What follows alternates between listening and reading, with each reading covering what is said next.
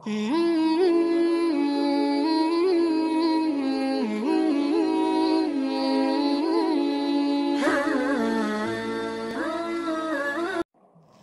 علیکم ورحمۃ اللہ وبرکاتہ۔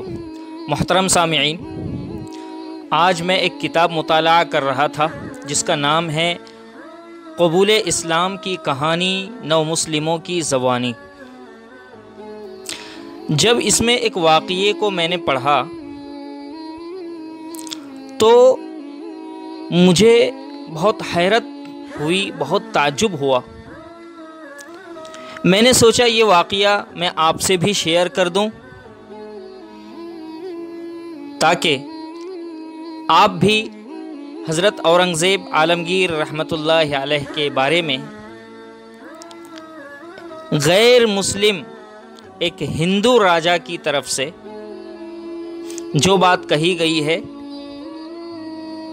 اسے سمجھ سکیں۔ دوستو،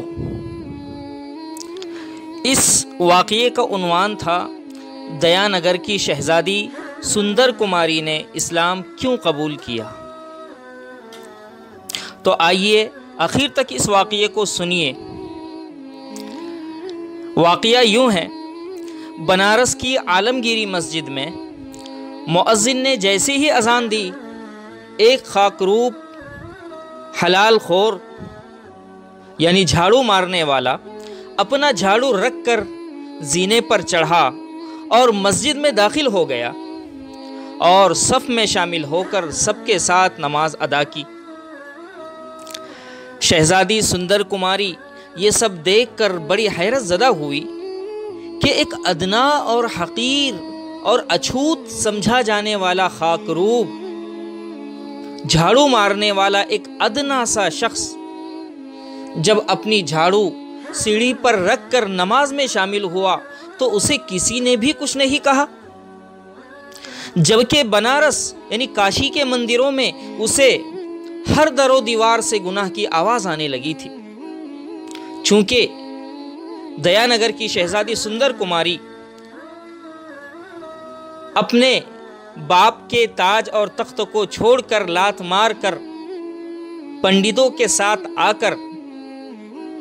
وہاں بنارس کے مندروں میں رہنے لگی تھی، لیکن یہاں پر اس نے دیکھا کہ مندروں کی در و دیوار بھی گناہ کی صدائیں دیتی ہے۔ بہرحال اکثر پنڈتوں کی بد اخلاقی اور اس کی عصمت کے خطرے میں پڑ جانے کے تمام واقعات اس کی نظر کے سامنے آ گئے۔ کئی مرتبہ اس کی عزت پر ڈاکہ ڈالا گیا پنڈتوں کی طرف سے۔ اس کی آنکھوں کے سامنے ان پجاریوں کے مقدمے کی بھیانک تصویر بھی آ گئی جو معصوم عورتوں کو تہ خانے میں رکھنے، ان کی عصمت پر ڈاکہ ڈالنے، ان کی عزتوں کو تار تار کرنے، لوٹنے اور ناجائز بچوں کو مار کر پھینک دینے کے ہولناک جرائم میں 1903 میں گرفتار ہوئے تھے۔ اس مقدمے میں بنارس کے مندر کے ایک تہ خانے میں سے تقریباً 70 بچوں کی کھوپڑیاں نکلی تھی جن کو چھپانے کے لیے مار کر وہاں ڈال دیا گیا تھا۔ نیز سندر کماری کے سامنے ایک غریب طبقے سے تعلق رکھنے والے شخص کو مندر میں محض اس لیے نہیں جانے دیا گیا تھا کہ وہ غریب اور پسماندہ تھا، وہ نچلی ذات کا شخص تھا۔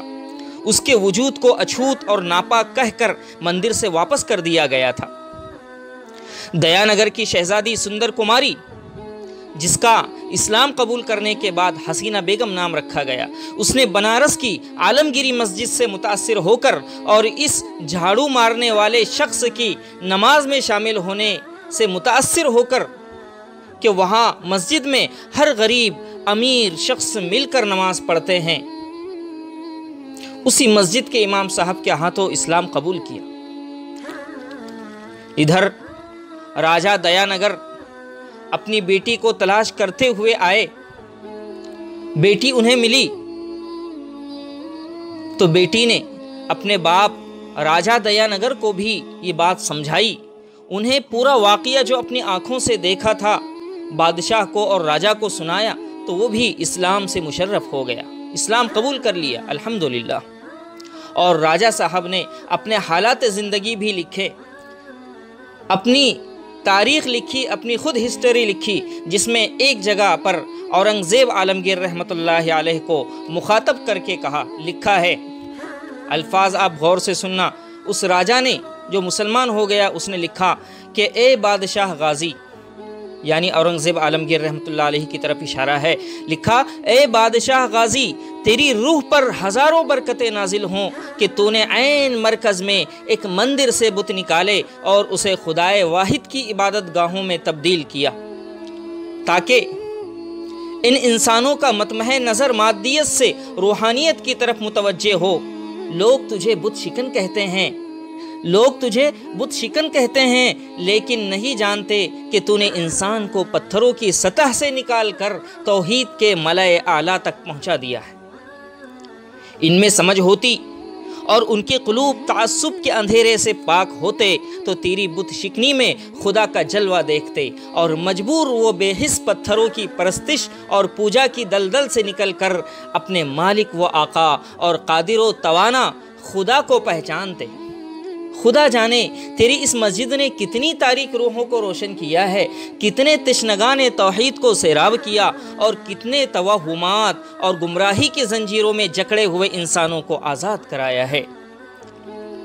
خدا تیری روح پرفتوح پر ہزاروں برکتیں نازل فرمائیں کہ تیری یہ مسجد ہی میرے خاندان کی نجات کا باعث ہوئی، اور اسی چراغ سے میرے دل کی اندھیری کوٹھڑی میں اجالا ہوا۔ میرے خاندان اور آئندہ نسلوں پر تو نے اس قدر احسان کیا ہے جسے کوئی سمجھدار اور منصف مزاج فراموش نہیں کر سکتا۔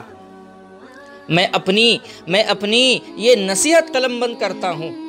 بادشاہ نے، راجہ نے لوگوں کو نصیحت کی اپنی ہسٹری کے اندر، اور لکھا نصیحت کرتے ہوئے کہ ہندوستان اس وقت تک سچی آزادی حاصل نہیں کر سکتا، ہندوستان اس وقت تک سچی آزادی حاصل نہیں کر سکتا جب تک کہ وہ غلامی کی تمام بیڑیوں کو کاٹ کر اس خدائے واحد کی غلامی میں داخل نہ ہو، جس کے نام پر اے بادشاہ غازی تو نے ہندوستان کے لیے سب سے قدیم بت کدے میں توحید کا یہ نشان قائم کیا ہے، اور قول سے نہیں، زبان سے نہیں، بلکہ اپنے عمل سے بتایا ہے کہ مٹی کی مورتی ہو یا پتھر کے بت، سونے کے دیوتا ہو یا پیتل کے دیوتا، ایک خدا کے سامنے سب لاچار و مجبور اور ہیچ ہیں۔ پس پرستش کے قابل اور بھگتی اور پوجا کے لائق صرف وہی ایک اللہ ہے۔ سبحان اللہ۔ عزیز دوستو، یہ واقعہ اور راجہ دیا نگر کا یہ واقعہ پڑھ کر اور اس کی اس وصیت اور نصیحت کو سن کر میرے رونگٹے کھڑے ہو گئے تھے، لہٰذا میں نے سوچا کہ پہلی فرصت میں اس واقعے کو آپ کے ساتھ شیئر کروں تاکہ آپ اپنے برادران وطن کو بھی یہ واقعہ سنا سکے، ان کو سمجھا سکے کہ اگر پوجا اور عبادت کے لائق اگر کوئی ذات ہے تو وہ صرف اور صرف ایک خدا کی ذات ہے، اللہ تبارک و تعالیٰ کی ذات ہے۔ اللہ پاک پوری دنیا میں ہدایت کی ہوا کو عام فرمائے۔ والسلام علیکم ورحمۃ اللہ وبرکاتہ۔ دوستو، اگر یہ کہانی اور یہ قصہ اگر آپ کو اچھا لگا تو لائک شیئر ضرور کر دینا، اور اپنے دوستوں کو بھی یہ سنا دینا۔